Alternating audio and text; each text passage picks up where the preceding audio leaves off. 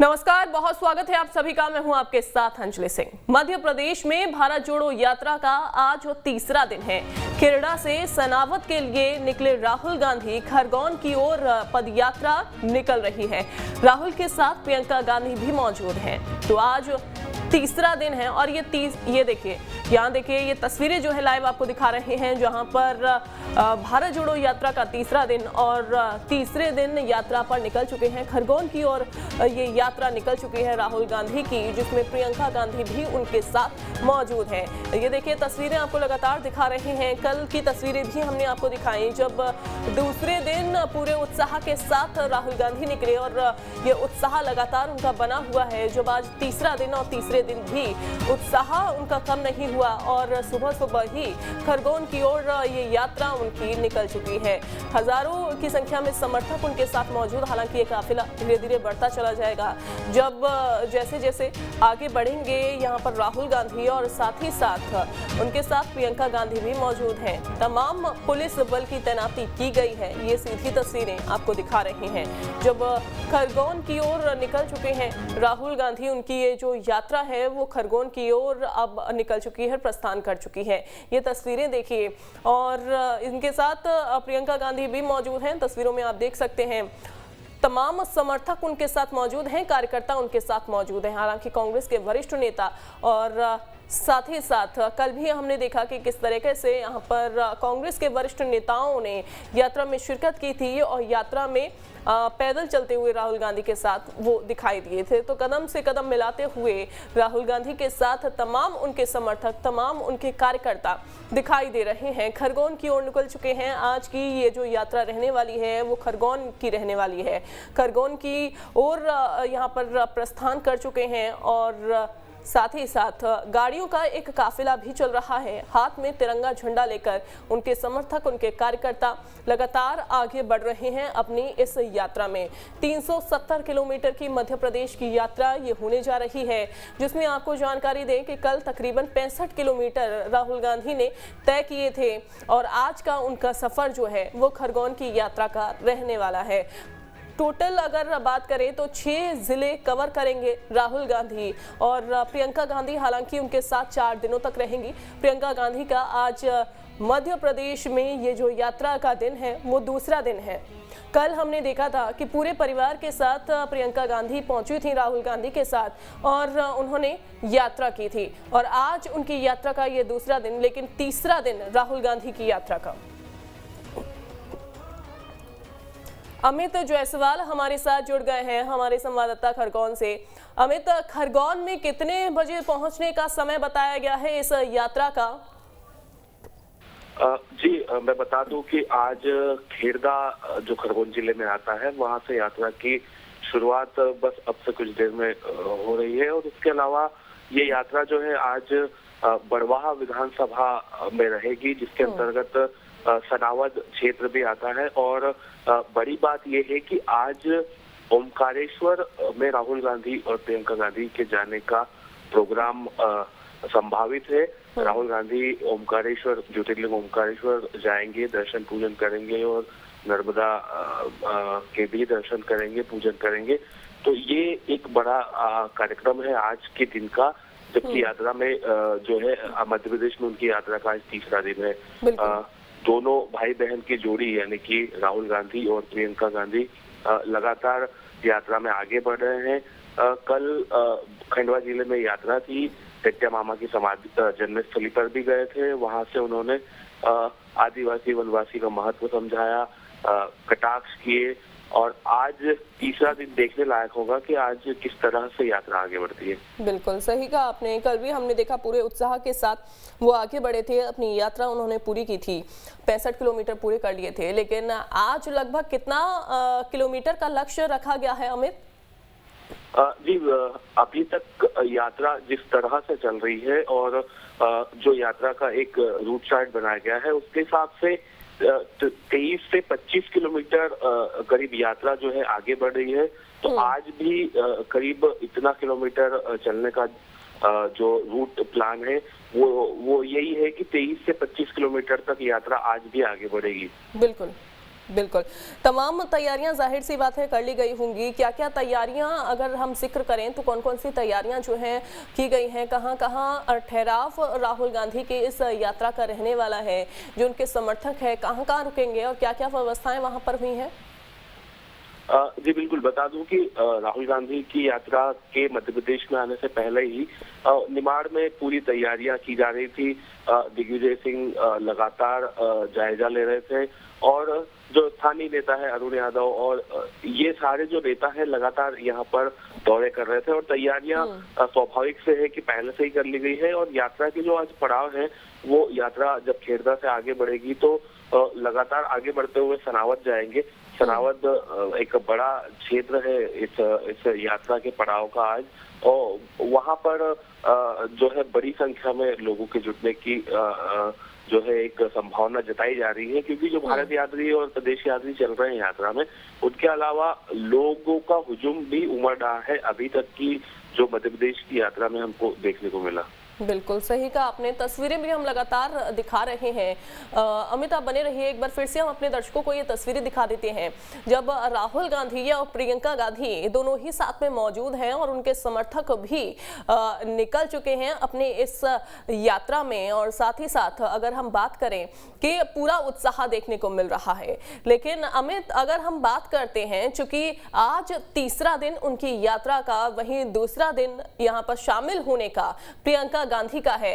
प्रियंका गांधी के साथ क्या उनका परिवार भी मौजूद है? इसके बारे में क्या जानकारी आपके पास? और उत्साह जाहिर सी बात है देखने को मिल रहा है, लेकिन क्या इसमें महिलाएं भी शामिल हैं? क्योंकि एक तरफ हमने कल देखा कि महिलाओं में खासा उत्साह देखने को मिला। जी बता दूं कि प्रियंका गांधी ने जब से मध्य प्रदेश की धरा पर कदम रखा है, उनके साथ उनके पति रॉबर्ट वाड्रा हैं और उनके बेटे रेहान वाड्रा भी लगातार साथ में है और वो यात्रा में भी शामिल हो रहे हैं।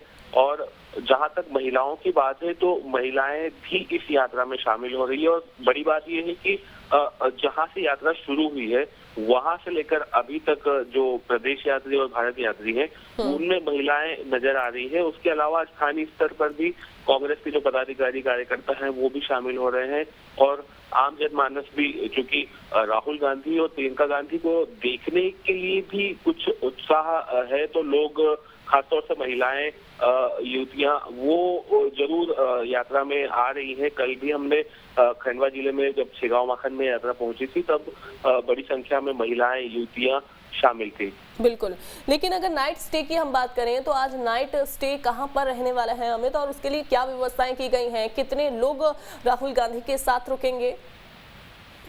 जी अभी तक यात्रा में जो स्टे हो रहा है वो लगातार जो भारत यात्री साथ में चल रहे हैं और जो प्रदेश यात्री चल रहे हैं, जो करीब 133 यात्री हैं वो राहुल गांधी के साथ स्टे कर रहे हैं। उसके अलावा स्थानीय स्तर पर जो पदाधिकारी कार्यकर्ता होते हैं और जो बड़े नेता हैं मध्य प्रदेश के, वो भी लगातार स्टे कर रहे हैं। और यात्रा का स्टे जो है आज खरगोन जिले में जो होने वाला है, उसके बाद ये यात्रा आगे बढ़ेगी और महू जाकर फिर इंदौर जाएगी। और बड़ी बात यह है कि मल्लिकार्जुन खड़गे जो राष्ट्रीय अध्यक्ष हैं कांग्रेस के, 26 को वे भी महू में शामिल होंगे। उसके अलावा हमने कल एक बड़ा अपडेट दिया था कि जो 30 नवंबर को उज्जैन में उनकी सभा होने वाली थी वो 29 नवंबर को होगी अब। तो ये यात्रा में रद्दोबदल भी बीच बीच में हो रहे हैं, जिसका अपडेट हम अपने दर्शकों तक लगातार पहुंचा रहे हैं। बिल्कुल, चूंकि आपने नेताओं का जिक्र किया अमित, तो क्या अभी तक राहुल गांधी के साथ कोई नेता शामिल हो पाए हैं, कोई वरिष्ठ नेता कांग्रेस के शामिल हो पाए हैं? जी यात्रा जब से मध्य प्रदेश में पहुंची है, जब से मध्य प्रदेश के जो बड़े नेता हैं, चाहे वो पूर्व मुख्यमंत्री कमलनाथ हो, दिग्विजय सिंह हो या अन्य हो, ये लगातार शामिल हो रहे हैं। इसके अलावा जयराम रमेश जो कि कांग्रेस के वरिष्ठ नेता है, केंद्रीय नेता है, वे साथ में चल रहे हैं।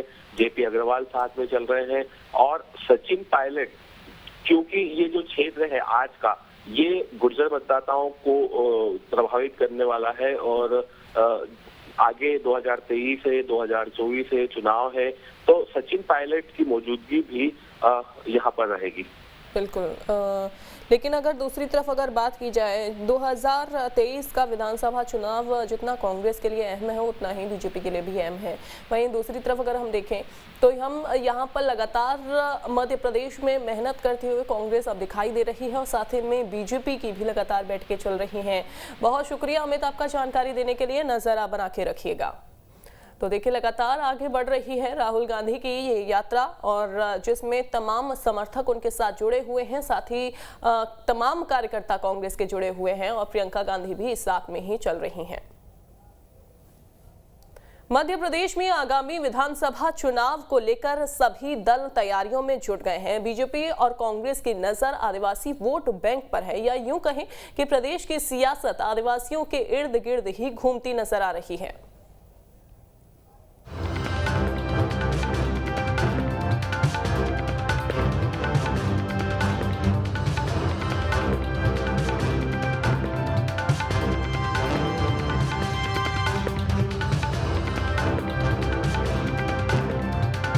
मध्य प्रदेश में अगले साल विधानसभा चुनाव होने हैं। ऐसे में सभी दलों की निगाह आदिवासी वोटरों पर टिकी है। चाहे बीजेपी हो या कांग्रेस, आदिवासियों को साधने में दोनों पार्टियां कोई मौका नहीं गंवा रही है। बीजेपी आदिवासियों को साधने के लिए सरकारी योजनाओं के साथ ही आदिवासी नायकों का सहारा ले रही है, तो पीछे पीछे कांग्रेस भी भागे जा रही है, क्योंकि ये यात्रा जिस जिले बुरहानपुर से मध्य प्रदेश में दाखिल हुई है उस जिले में आदिवासी समुदाय का वर्चस्व है। यही वजह है कि राहुल गांधी यात्रा के दूसरे दिन खंडवा में आदिवासी जननायक टंटेया मामा की जन्मस्थली पहुंचे, जहां उन्होंने जनसभा को संबोधित करते हुए आदिवासियों को साधने में कोई कोर कसर नहीं छोड़ी। जंगल तो आपका है, मगर जंगल के बाहर भी आपको अधिकार मिलना चाहिए। और जब बीजेपी की सरकारें स्कूल और कॉलेज को प्राइवेटाइज कर देती है, उद्योगपतियों के हवाले कर देती है, या अस्पतालों को उद्योगपतियों के हवाले कर देती है, तो आपके बच्चे शिक्षा नहीं पाते और आपके परिवारों को जब अस्पताल की जरूरत होती है आप वहां नहीं जा पाते। राहुल गांधी ने मध्य प्रदेश में आदिवासियों की हालत का जिक्र करते हुए कहा कि मध्य प्रदेश में सबसे ज्यादा अत्याचार आदिवासियों पर हो रहे हैं। इतना ही नहीं, कांग्रेस नेता राहुल गांधी ने आदिवासियों को देश का पहला मालिक भी बताया। आप जानते हो कि आदिवासियों के खिलाफ सबसे ज्यादा अत्याचार मध्य प्रदेश में होता है। पूरा मध्य प्रदेश का आदिवासी जानता है कि अगर किसी प्रदेश में आदिवासियों के खिलाफ अत्याचार होता है तो उस प्रदेश का नाम मध्य प्रदेश है। हम आदिवासी कहते हैं क्योंकि हम इस बात को मानते हैं कि आप हिंदुस्तान के असली और पहले मालिक हो। वो वनवासी कहते हैं क्योंकि वो आपके सारे के सारे अधिकार आपसे छीनना चाहते हैं। इससे पहले प्रदेश के मुख्यमंत्री शिवराज सिंह चौहान 23 नवंबर को खंडवा के पंधाना पहुंचे थे, जहां उन्होंने बड़ौदा अहीर गांव पहुंचकर क्रांति सूर्य जननायक टंटेया भील मामा के स्मारक पर श्रद्धा सुमन अर्पित कर गौरव यात्रा का शुभारंभ किया। इस दौरान सीएम शिवराज सिंह चौहान आदिवासी बालिकाओं के साथ नाचते नजर आए। सीएम शिवराज ने इस मौके पर कई बड़े ऐलान भी किए। ग्राम में कोई भी अनुसूचित ग्रामों में शराब की दुकान हो, चाहे भांग की दुकान हो, चाहे और कोई की दुकान हो, अभी क्या करती है सरकार तय कर देती है क्या शराब की दुकान खोली जाएगी। अब ग्राम सभा तय करेगी कि उनके गांव में शराब की दुकान खोली जाए कि नहीं खोली जाए। तो साहूकार अगर पैसा दे, ब्याज पे पैसा दे तो बुरा नहीं है, हम उसको बंद नहीं कर रहे, लेकिन इसमें एक प्रावधान किया गया है कि एक तो लाइसेंस होना चाहिए पैसा देने का, और दूसरा ब्याज जितना तय है केवल उतना ही ब्याज लिया जाएगा। दरअसल अगले साल मध्य प्रदेश में विधानसभा चुनाव होने हैं, जिसको लेकर दोनों पार्टियां कोई कोर कसर नहीं छोड़ना चाहती है। वहीं अगर मध्य प्रदेश विधानसभा चुनाव में आदिवासी फैक्टर की बात करें तो मध्य प्रदेश में आदिवासी समुदाय के 43 समूह हैं। राज्य में आदिवासियों की आबादी 2 करोड़ से ज्यादा है। मध्य प्रदेश में विधानसभा की कुल 230 सीटें हैं। 84 सीटों पर आदिवासी समुदाय का प्रभाव है। 2018 में आदिवासियों की नाराजगी बीजेपी को भारी पड़ी। पिछले विधानसभा चुनाव में बीजेपी को बड़ा नुकसान हुआ। 2018 में बीजेपी को 84 में से 34 सीट पर जीत मिली। 2013 में बीजेपी को 59 सीटों पर जीत मिली थी। 2018 में आरक्षित सीटों पर भी बीजेपी को नुकसान हुआ। बीजेपी को 47 सीटों में से सिर्फ 16 सीटें ही मिली। इसी चुनाव में कांग्रेस के खाते में 30 सीटें आई। 2013 में बीजेपी ने 31, कांग्रेस ने जीती थी 15 सीटें। मध्य प्रदेश में जहां 47 सीटें आदिवासियों के लिए आरक्षित है, तो वहीं 230 सीटों में से 37 सीटें ऐसी हैं जहां जीत हार का फैसला आदिवासी करते हैं। यानी 84 सीटें आदिवासियों को साधे बिना जीतना नामुमकिन है। पिछले चुनाव की बात करें तो आदिवासी वोटर सालों से बीजेपी के परंपरागत वोटर माने जाते हैं, लेकिन 2018 के विधानसभा चुनाव में आदिवासियों ने मन बदला तो प्रदेश की सत्ता की बागडोर बीजेपी से कांग्रेस के हाथों में चली गई। इसीलिए मध्य प्रदेश के दोनों मुख्य दल आदिवासी वोटरों को साधने में रेस लगाए हैं। लेकिन इस रेस में आदिवासी वोटरों के वोट हासिल करने का तमगा किसे मिलता है, ये तो 2023 में जिसके हाथ सत्ता की बागडोर जाने के बाद ही पता चलेगा। खंडवा से शुभम गुप्ता के साथ टीम न्यूज स्टेट।